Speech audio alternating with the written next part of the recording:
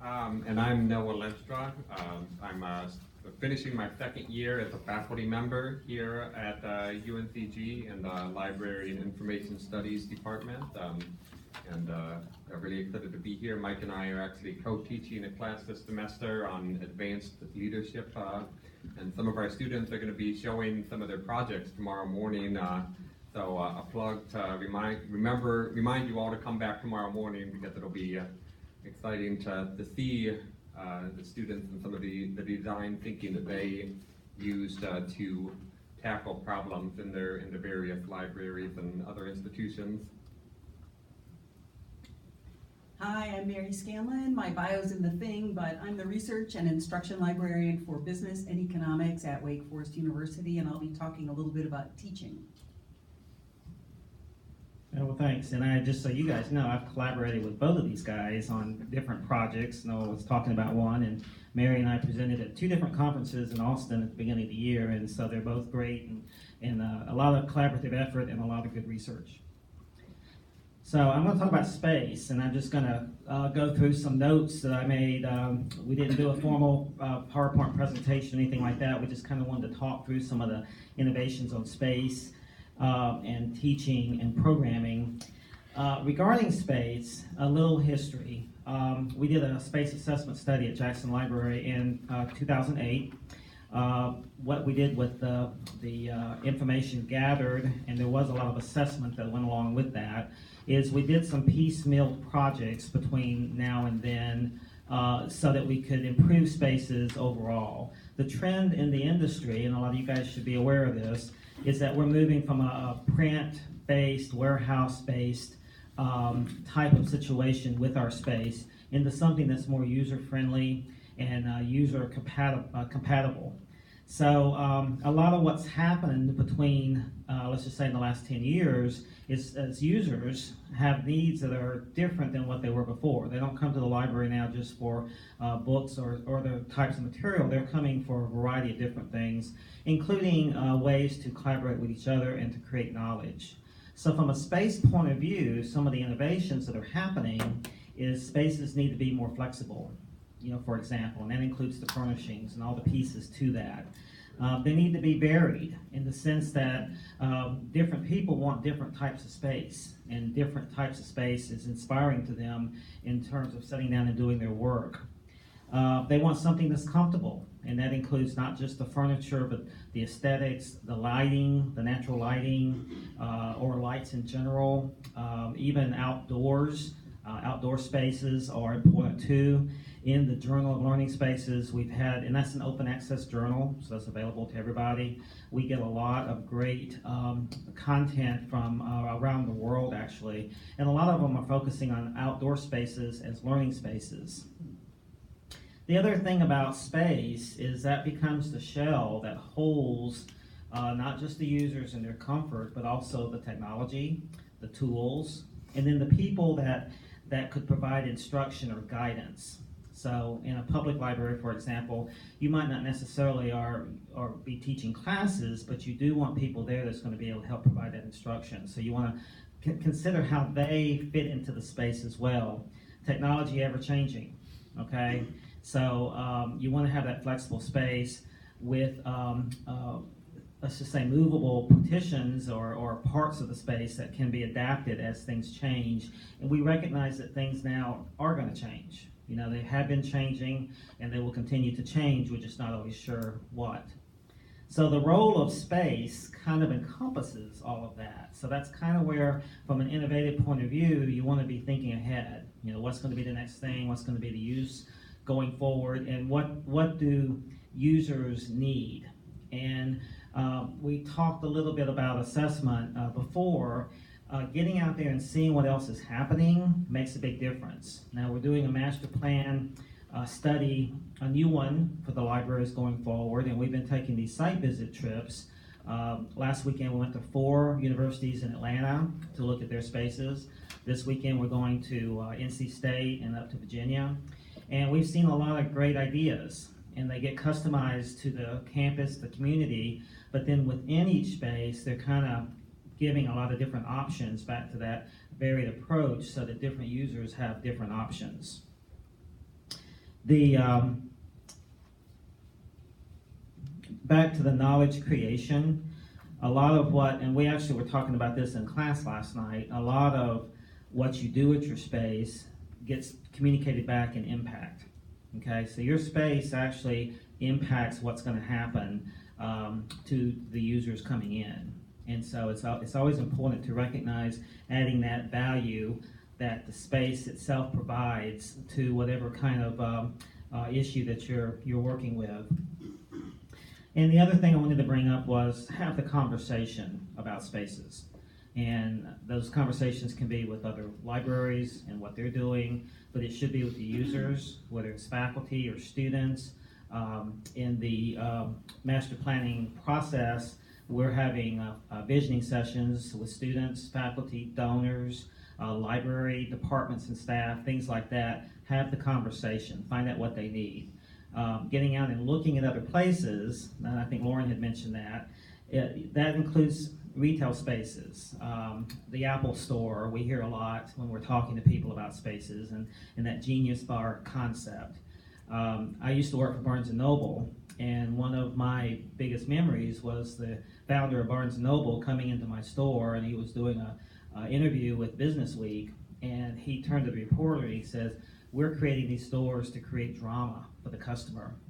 So drama can be interpreted as inspirational, or it can be interpreted as just a reason to be there. So I'm going to pass the mic, not drop it. Yeah, I can go.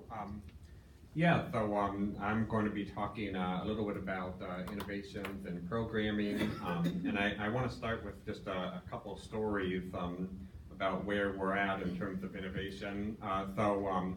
Nashville Public Library has had for the past few years what they call a Be Well at NPL initiative funded by Blue Cross Blue Shield of Tennessee. As part of this, the first thing that they did, the very first thing that they did was actually hire a public health professional to chair up the initiative. And the first thing that the public health professional did was to do a broad community needs assessment to see what were the types of health programs that the people of Nashville wanted to see offered throughout the Nashville Public Library system. The most requested activity in community pros was yoga, followed by stress management, nutrition, and children's activities. At almost exactly the same time, and independently, in St. Louis, Missouri, the public library partnered with Washington University to do a poll of what types of health programming the people of St. Louis wanted to see at the library. The survey found that exercise was the topic that people wanted to see more of at the library. And so in response, St. Louis Public Library developed a series of programs that included yoga, beginning exercise, and Zumba that continue to be offered throughout the public library system. I want to begin with that because I think when we're thinking about programming and innovations, in particular in public libraries, what we're seeing is that really pushing the envelope. And I think that's when I was hearing the remarks of Lauren this morning, that's what I kept thinking about. Because I think if we're really authentically engaging in the design-based process, we have to be willing to push our own boundaries of what a library is or what it could be, in particular around programming. Let's see, just going to check my notes for a minute. I'm really inspired by Wayne Wiegand, who's some of you may know one of the foremost, if not the foremost, historian of public libraries in America. And in his recent work on A People's History of the American Public Library, he has this great quote where he writes, "There is no holy book in which God tells us what libraries should be. Over the centuries, the contours of library services and collections have instead been mediated by humans, including founders, funders, managers, and users." And Julie would probably add non-users. But I think it's that type of insight that we have to, that I would really encourage you all to kind of think about or to keep in the back of your mind when you're thinking about programming and innovations and what may be possible. An example close to home that I've been really following and really think is great is at Chapel Hill Public Library, a library that of course is known nationally for doing a lot of design thinking, but their latest initiative, and I'm sorry I wasn't able to make it, it's actually happening today. They're having, with the STEM group of the North Carolina Library Association is having their business meeting in Chapel Hill. And in the morning, they were actually taking a look at the Explore More initiative that they've been doing. I have a picture here. On April 2nd, one of the library programs involved burning down invasive species so that they could restore the native prairie. So it was a library program, and the director posted this photo. She's never seen so many people taking selfies, because how often do you go to a library program and there's just a huge giant fire behind you? But it's that type of innovation, that type of being willing to literally burn things down and see what comes up afterwards that I think we really need to be striving for. And it's obviously going to make people uncomfortable. And honestly, I think the people who are going to be most uncomfortable, going back to what Lauren said about the librarian who had literally built the collection, is people who have kind of a vested interest in the library being a particular way or being a particular thing, and so it can be a challenge. Yeah, I have a lot of examples I could share. One last one I want to share before I pass the mic is in Atlanta. So Atlanta's WSB TV Channel 2 ran a story on January 28th of this year, and the name of the story was 10 Super Cool Things You Can Do for Free with a Library Card. And number one on the list was Get Fit. Because the library, like Fulton County Public Library, like hundreds of libraries across the country, now offer yoga, Zumba, and a variety of physical fitness programming, largely in response to community needs. And so, yeah, I mean, I think it's just it's a testament to the creativity of librarians being willing and open to pushing the boundaries, pushing the limits, and trying new programs that they found resonate with their community.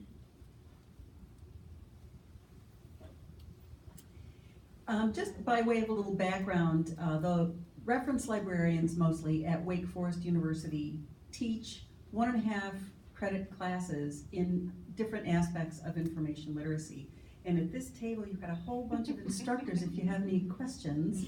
Most of us are teaching within our subject area, so I teach classes in the area of business, but thank goodness we have a religion librarian there, because she takes care of stuff I can't even spell, and so forth. So we're all kind of in our little areas. But when it comes to innovation in teaching, I think about 3 different areas. And the first is technology in the classroom, and the second is pedagogy, and the third one is just the subject that we are teaching. And in the area of technology, you know, I'm learning from all of you, but things like polling in the classroom, so the use of clickers.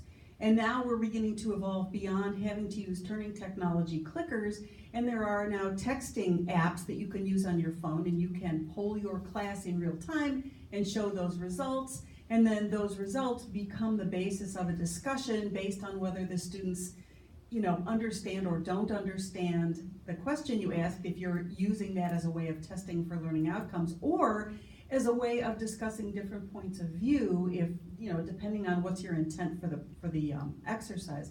But classroom polling is one example. Students working in groups online via Google Docs and FaceTime and all of the different online Skyping and videos. So you've got students working in groups remotely as opposed to having to be together in person.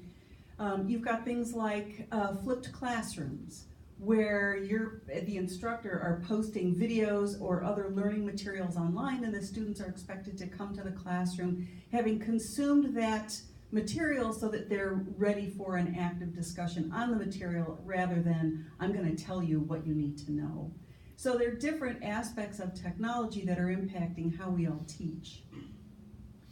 Then you've got the aspect of pedagogy, and of course all three of these areas overlap and interweave, but within the area of pedagogy you've got things like active learning, and when Mike and I were in Austin we attended the Lilly Teaching Conference and we heard lectures on active lecturing, which had never occurred to me, the idea of active lecturing.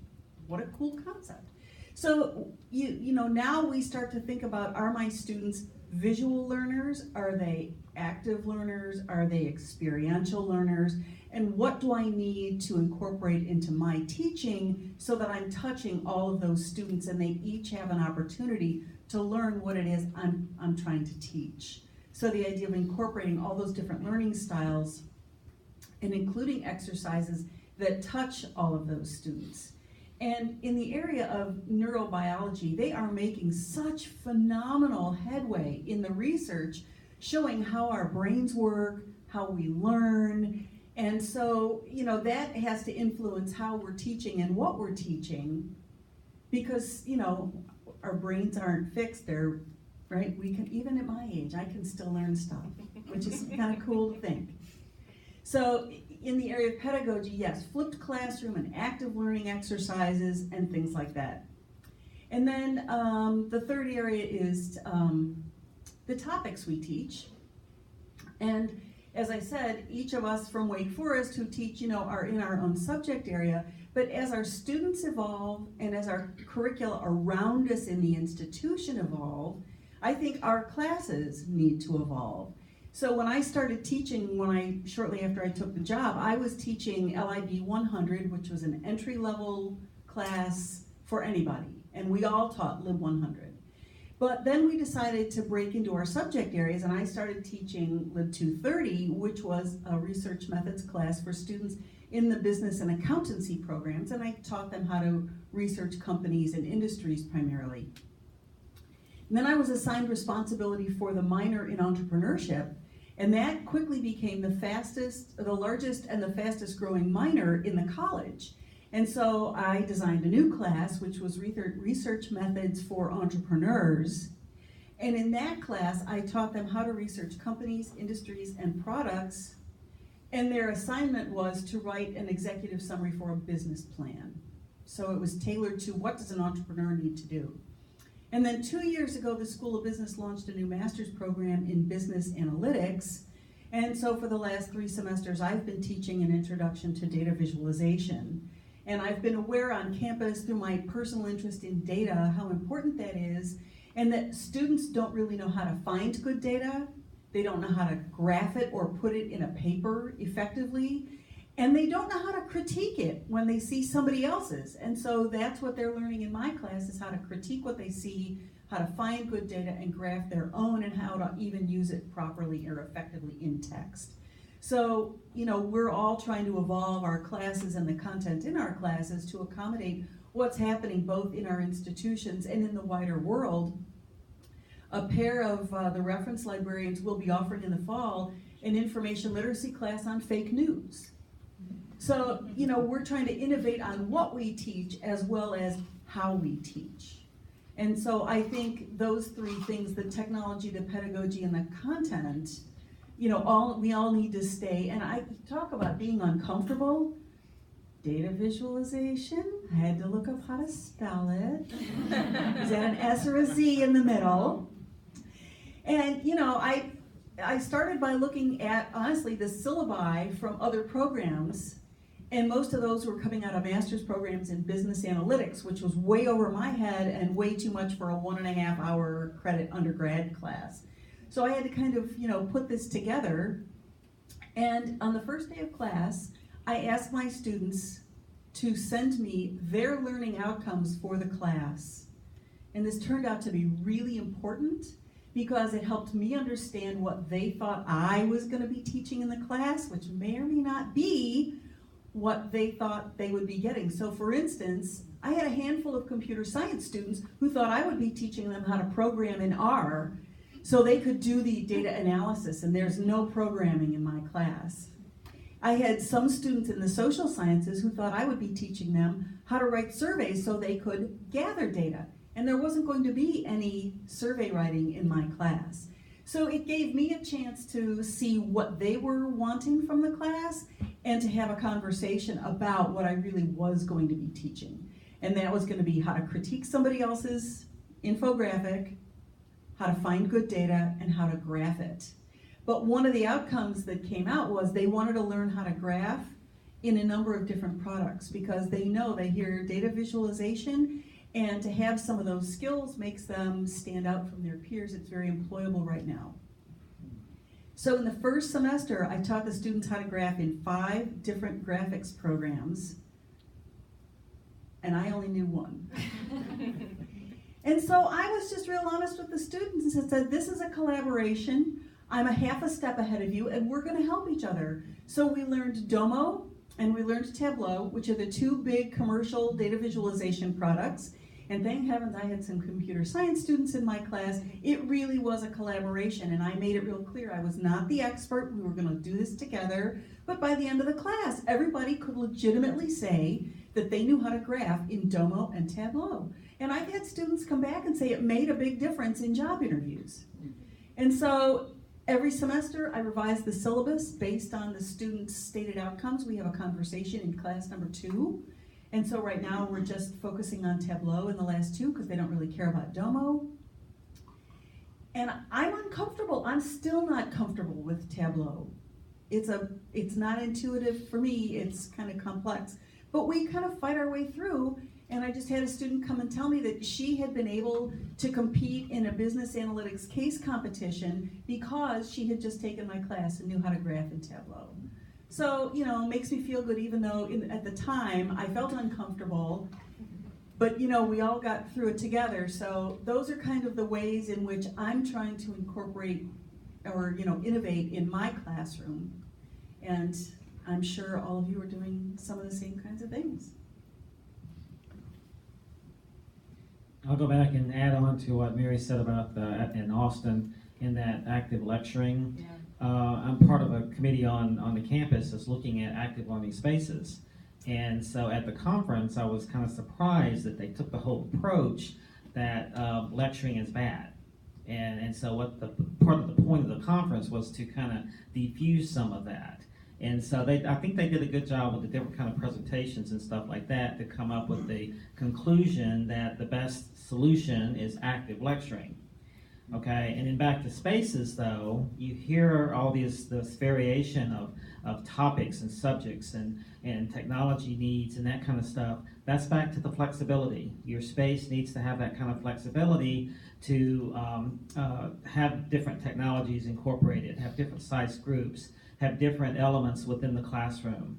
Same thing with the library. And a lot of what I've learned from Noah is about the physical health responsibilities libraries can take on. Well, that takes some space, but it takes some creativity to get the space into the right context to be able to use it appropriately. So your space is really important, but it also is as creative as you let it to be.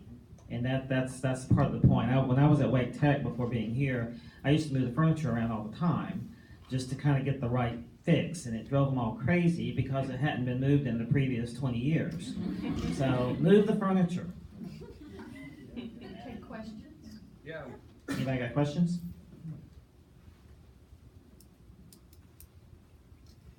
Mary, I have a question for you. I'm just curious about your student surveys in your first class, as you're saying, we're learning this together. And I know the Wake Forest students and even the business school students. I'm just wondering how they felt about that. Like, why am I not being taught by the most highest expert on this platform in the world? What was that? They deserve the best. What was that feedback in your first or in your continuing work with that? Oh, that's a great question, because I definitely did not fill that expectation of, I'm the expert, and I was real open about that. I will say in these classes, at least half of the students come from the college, not from the School of Business, which gives me a very interesting mix. I've had the best course evaluations in data viz that I've had from any of my other classes. So, you know, they felt like they were really experimenting and getting hands-on, and they seemed to really like it. Great. Yes, I was afraid to open it.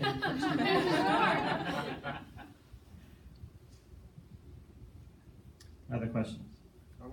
I wanted to just follow up what Mike was saying about being creative in spaces, and just wanted to make sure that everyone knew that at least 2 public libraries in America now have climbing walls within them. Wow. One of the branches of the Free Philadelphia Library in North Philadelphia, I'm not sure which branch it is, and then the downtown branch of the Nashville Public Library have small climbing walls, either for children, unfortunately not for adults, but children can engage in some active play at the library. So yeah, you never know what you'll find when you go into your library, and that's a good thing. Can I ask you a question? Sure. So I've been reading increasingly about public libraries that are lending out gardening tools and definitely. seed packets, and I think of gardening as a wellness activity. No, Can you talk definitely. about that? Yeah, I would be absolutely thrilled to. That's something that I've been looking at, and I agree 100% that gardening is a wellness activity. So that's been something that I've been looking at. And actually, have one of my Google alerts is set to Feed Library Public Library, I think is what it is. So with springtime, being in the midst of spring, every morning there's another news article about a public library somewhere around the country that's either starting the Seed Library for the first time or celebrating the 5th anniversary of the Seed Library or something of that nature. But just in case people don't know what we're talking about up here, a seed library is it's literally just a collection of seeds, packets of seeds, sometimes heirloom seeds, sometimes not, that you can get from your library, and so they're not only found in public libraries. The movement, they also have them in other nonprofit institutions, trying to promote more access to gardening and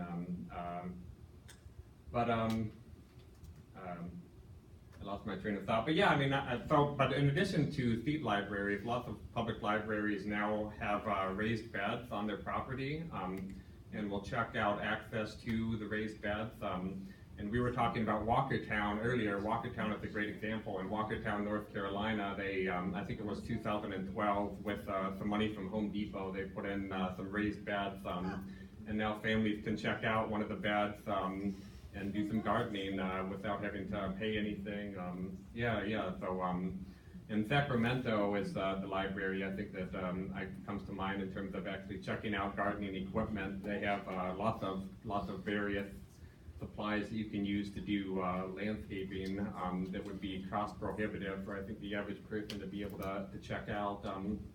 And so, yeah, I mean, I think public libraries are really embracing the sharing economy and finding ways to enable people to share.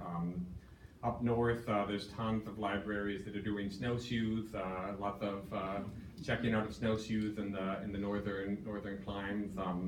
Lots of fishing pole initiatives in my home state of Illinois and in the neighboring state of Missouri. In both of those states, the Department of Natural Resources partnered with public libraries, so in hundreds of libraries throughout Illinois and Missouri, you can check out fishing pole and tackle, and so just lots and lots of circulate. What? The hiking packs. Oh yeah, the hiking packs. Thanks, Narcissa. Narcissa's my graduate assistant, so she's been kind of staying one step ahead of me in terms of checking my Google alerts and various things. But yeah, so hiking packs. So the best. Yeah, I'm sorry, I'm monopolizing the mic. This will be the last one. In Virginia, so Virginia State Library partnered with the Virginia Science Museum, I think it was.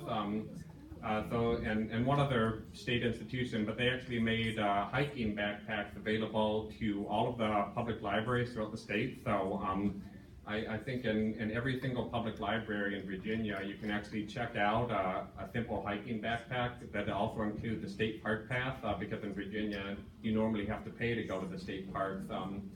and they have a similar infrastructure in Colorado, and I know there's, in Georgia as well, and there's been talks in other states to develop similar hiking backpack collections. But yeah, lots of innovations, and I don't know. So what about checking out worms? Worms, maybe they could get them from the garden. Harry? No, I have a question about these health initiatives in public libraries. What's the economics of this? Where's the funding coming from to hire these special nutritionists or Zumba instructors Sure. and all of that? And who might be the primary users of this? Is it comprehensive for the community, or is it primarily used by those who can't afford, say, YMCA membership or a health club membership? Yeah, and these are great questions, and I don't have the definitive answer to them, unfortunately. But I'm trying to. So to the first question about the economics of how are libraries paying for this? There's a lot of grant funding. Lots of libraries are seeking funding.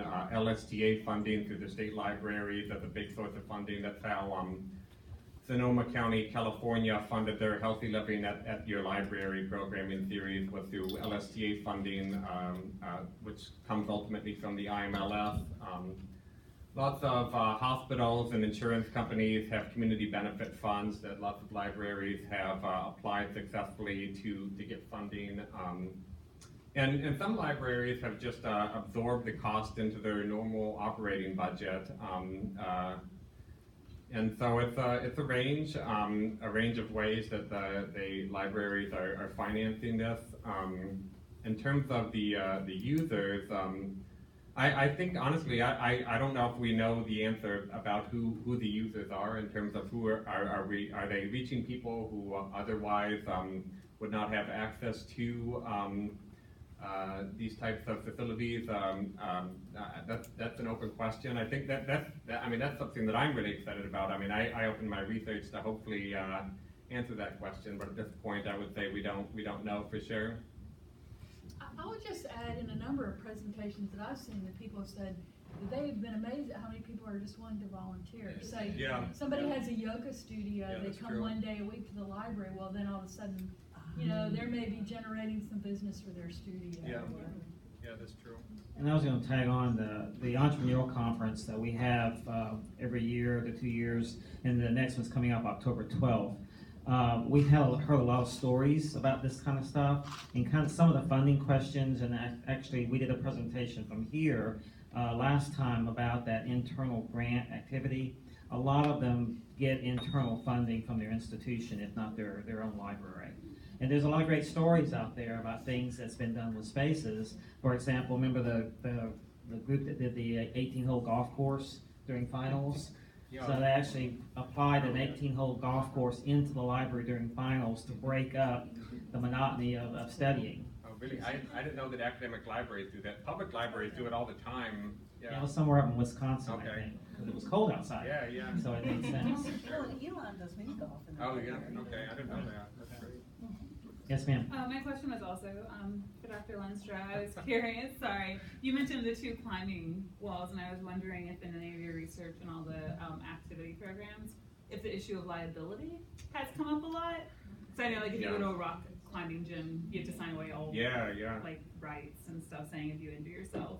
Yeah, no, it's, I mean, absolutely. I mean, it's been a huge issue, and I know places where it's been an issue that basically has stopped these types of programs dead in their tracks because of concerns by library boards or, I mean, just really, I know of a small library in Illinois I came across in my research where like a community yoga group, so it didn't have a paid instructor, but a community yoga group that had been meeting in a church basement for a while, and then more people started coming, and the basement was no longer big enough for them, so they approached the library and said, hey, can we start using your meeting room when no one else is using it for our community yoga group? And so they went and started doing that at the library, and it was open to anyone and popular, and people were coming to the library who probably wouldn't otherwise.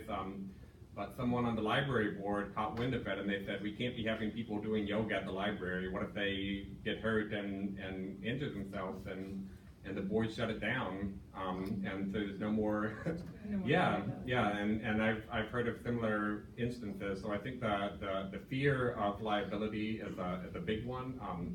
I mean, I've been collecting in my research liability waiver forms that libraries have been developing, and so that's one way to have people sign.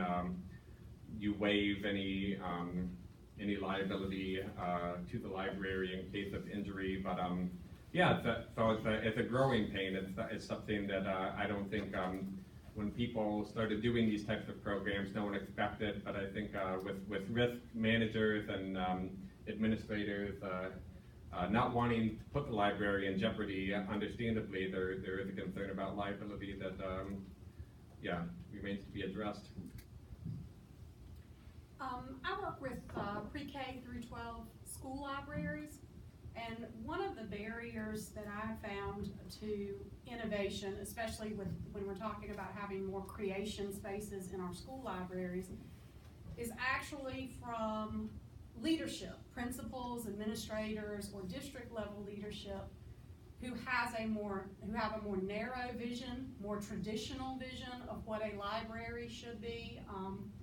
And so I just wanted to see what kind of advice you all may have, anybody on the panel, related to getting buy-in from people like principals who ultimately make the decisions for school libraries about budgeting and funding and all that kind of stuff, who have still a very narrow traditional view of what a library program should be.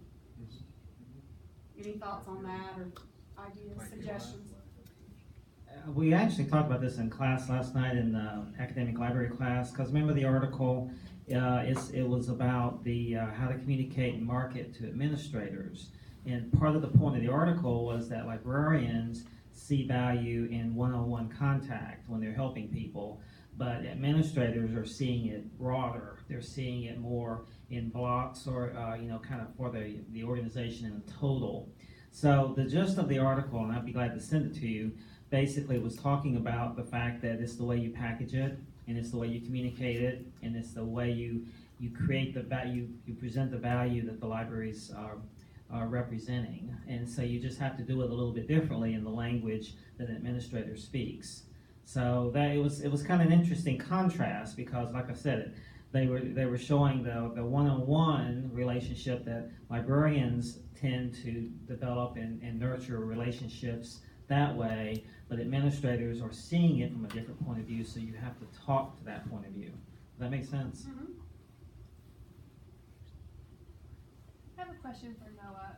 So you've spoken a lot about public libraries, and obviously that's your research focus, but from an academic standpoint, especially on a campus like we're on, where it's this ecosystem where they're trying to take care of every need of the student. We have state-of-the-art climbing walls and campus gardens and recreation and food and all of that. So how do you think, or do you have examples of programming that gets to the needs of this community, that so many needs are being met that it's even harder to get creative? And then as a really selfish, what about special collections and archives?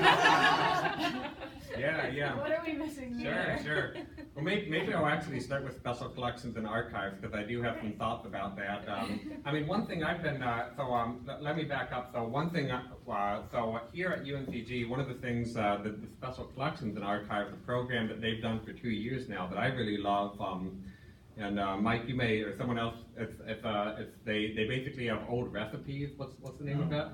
Vintage viands. Vintage viands, and so they old recipes from the archives that people will take home and try to make based on these, I don't know, a dash of such and such and a handful of such and such, and like Crisco. Yeah, yeah, you can't get the Crisco, and maybe some lard too. I don't know, but yeah, I don't know how people live. I guess if they're exerting like 5,000 calories a day, but anyhow, so seeing the success of that program, it kind of inspired me. So UNCG, one of our areas of specialty is actually kinesiology, And so I thought, and I still think it would be a wonderful program to dig up some of the old training regimens that were being used in kinesiology classes back in the 1920s and 1930s, and have a field day saying, let's work out like they used to.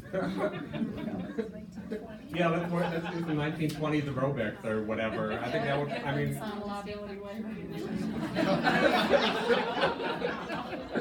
But I just think that would be a lovely program idea. I want to mention one too. I mentioned that we're teaching a design thinking class, and one of my students, and I'm sorry if it's one of you here, I can't remember who it is, came up with this idea to have things from the archives brought out to have artist days. So they have artists come and use those as inspiration and paint while people are watching. And then they also have artists come and like teach them to paint some of the things from the archives. I thought that was a really neat innovation. Mary wants to be on that committee.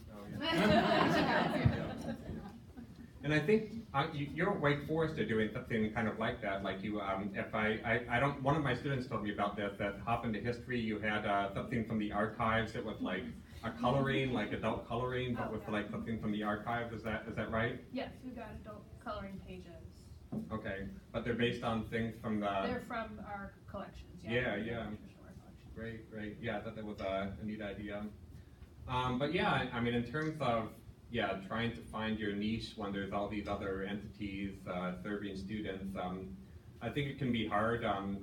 I'd actually turn to Tori Linville, who's sitting next to you. She did a really great project on whether or not students at UNCG would be interested in checking out Fitbits from the Jackson Library.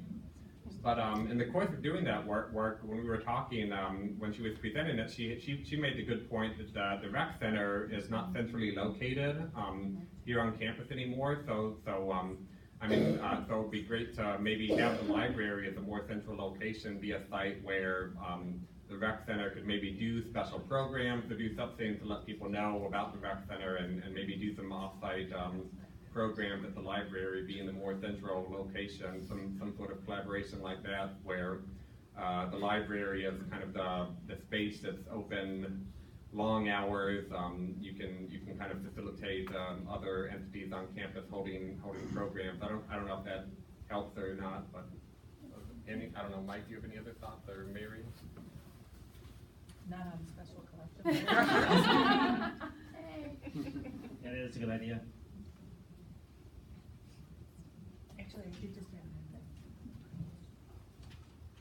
One of the things Renolda House does is every month they've got the object of the month, and then they have like a 1-hour lecture about one object. You might think about, object of the month or book of the, whatever from the archives, and have somebody give a talk about that. And I wanted to mention that Mike, I'm in his 656 class right now, and he actually shared an article with us that it shared a success stories situation from a bunch of different libraries, and one of the librarians said that they actually do an instruction session that's open to the entire campus, but their administrators have been kind enough to provide a budget so that they can feed a bunch of people at the end, but the requirement is, I mean, it's just an idea of like, come see this, but get free pizza. Right. And they've seen actually in their studies that their usage has actually increased from those sessions. So I'd like to ask that we could ask about 15 more minutes of your time and turn this discussion around a little bit. So in software development, there's this thing called rapid application design or development or rapid prototyping. And so I'm going to ask you to do really rapid prototyping here. And I would ask you to turn to your table, and if you've got tons of people at a table, maybe you can break up a little bit. And just think a little bit about, so here at UNCG LIS, we want to graduate the most fearlessly innovative, change-embracing librarians in the country. And I'd like for you to just think a little bit about what we might do, what innovations might we engage in library education. And since you've all been through library education, I'm hoping you'll have some good ideas for us. So if you could take about 15 minutes, talk, And maybe if each table could kind of come up with something I think is one really good idea to float out to the rest of us, and we'll share those, and then we'll be done early. So about 15 minutes. And I've asked faculty to be at each table so they can take notes.